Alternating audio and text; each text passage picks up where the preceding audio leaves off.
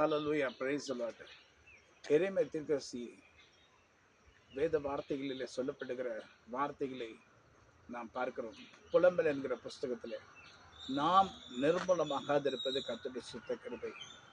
நம்ம எல்லாருமே நிர்மூலமாகாதிருப்பது ஆண்டுடைய கிருபையினாலே. அவருடைய இறக்கங்களுக்கு அளவில்லை, காலைதோறும் புதியவைகளா இருக்கு. இந்த நாளிலே இஸ்ரேலுக்கு விரோதமாக ஈரான் தாக்கி கொண்டே இருக்கிறார்கள். பிரச்சனைகள் வளர்ந்து கொண்டே இருக்கு. கர்த்தர் நிர்மூலமாகாதபடி கர்த்தர் பாதுகாக்க வல்லவராக இருக்கிறார்.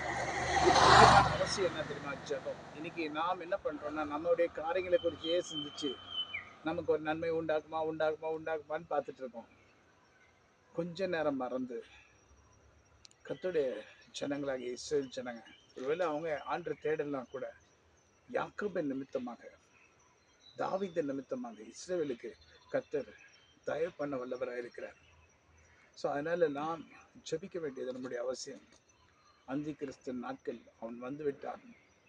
இந்த நாட்கள் இப்படிதான் நடக்கும். அழகா கர்த்தர் தெளிவாக சொல்லி இருக்கிறார். இது எல்லாருக்கும் தெரியும். ஊழியக்காரர்களுடைய வாய்கள் மூடப்பட்டு இருக்கிறது. ஏனென்று எனக்கு தெரியல. நாம் ஜெபம் பண்ணுவோம் கர்த்தரை நோக்கி. ஏற்காடு மலையிலிருந்து பேசுகிறேன்.